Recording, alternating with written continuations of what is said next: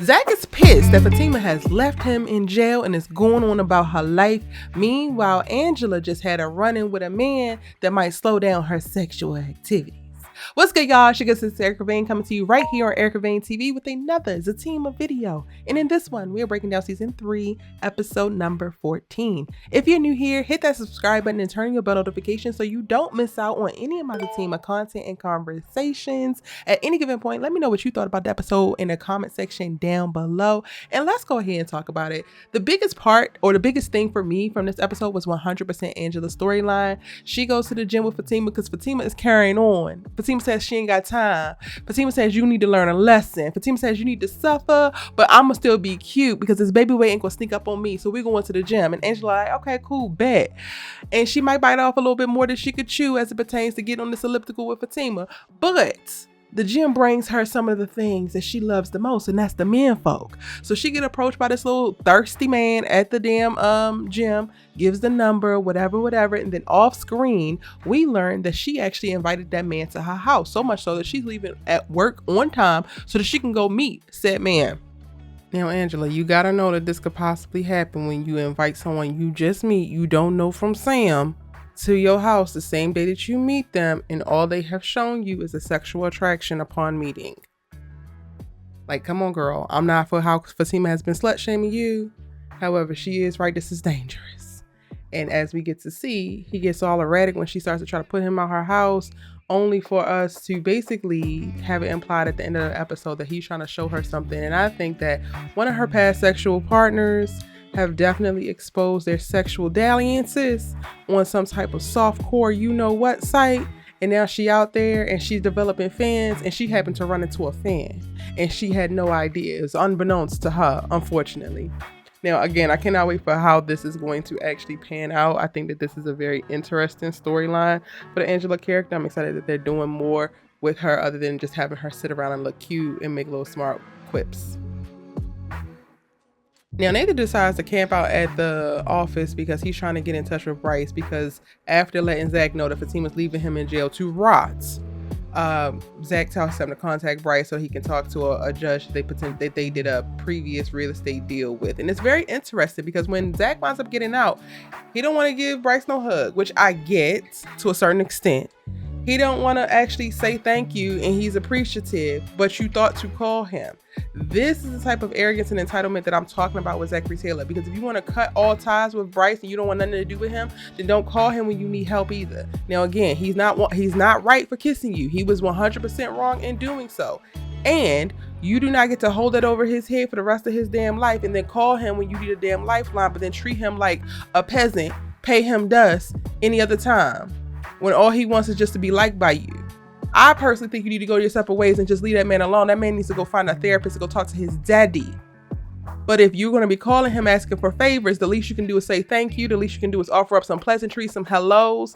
The least you can do is give this man a fist pump, because he didn't have to get your ass out of jail. Now, we get a little moment where Nathan and ZAC had a little reunion dance, and wow, like, it's so interesting that of how the context of things just change everything. Men having great camaraderie and friendship, even having their little clubhouse rock situation, whatever their little dance or shimmy or whatever they decide to do could be great if the men involved are healthy individuals, non-toxic ass men, non-problematic ass men. But the two men who are doing this stupid ass ritual once ZAC is released are Nathan and ZAC. Two immature, narcissistic, entitled, ridiculous, morally bankrupt men. So I can't even be excited to see them playing patty cake and whatnot, because y'all look like the clowns that y'all are, in my opinion. Honestly, y'all, this episode gave filler and gave setup, so this video is not really going to even be that long. Nathan, before he winds up getting ZAC out, he takes a trip over to Tony in the barbershop. Tony takes a second and like, oh, I gotta see who it is. I think this is alluding to or foreshadowing that somebody's gonna break into the barbershop, because in a synopsis breakdown that I did, I think for synopsis 17, episode 17 or 16, the unexpected guest pops up at the barbershop. So I think that this is just like laying Easter eggs particularly for that. And then it's just a little bit of banter between Tony and Nathan, nothing crazy. Tony is high and he's sick of the and I don't blame his ass. point blank, period. Now, the other thing that happens is Fatima runs into her growing up homegirl from childhood, Leslie, at the gym. She happened to move back with her husband, and she stumbles across Fatima at the gym. Fatima feels very, very off-put, and she can't say why they stop being friends. And it's very interesting because while you do feel an endearment to the girl Leslie, there's also still a standoffish nature that Fatima has. So it's not really clear to me if this girl is going to wind up being friend or foe, if Fatima is really invested in reconnecting with her, or if it's just the stress of like ZAC being in jail and the girl asking about ZAC, or the girl asking about Ian. Ooh, because she's very familiar with Ian. And I guess, you know, at the time that they were friends, which is interesting because, dang, I gotta go back and watch and see how long they said that Fatima and Ian were together.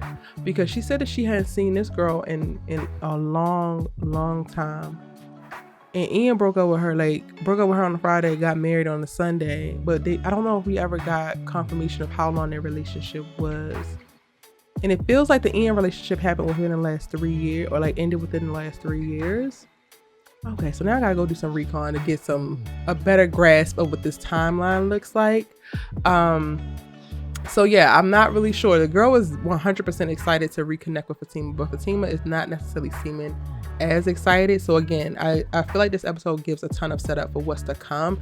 It wasn't really a bunch of juicy meat potatoes of like the story in this particular episode, but it's going to be like a gateway episode for the rest of the season, in all honesty. All right, y'all, those are my thoughts on this episode. Let me know yours in the comment section down below so that we can keep this conversation going. As I mentioned, I do have all of the synopsis for this season on ericavane.com, as well as I have been dropping episode by episode synopsis breakdown. So if you missed it, check the Zatima playlist and you'll be able to find all of those synopsis, which should be out now. Also, speaking of the Zatima playlist, you can actually click the playlist page and then you can turn on the bell notifications, and that will let you know every time I post a Zatima video.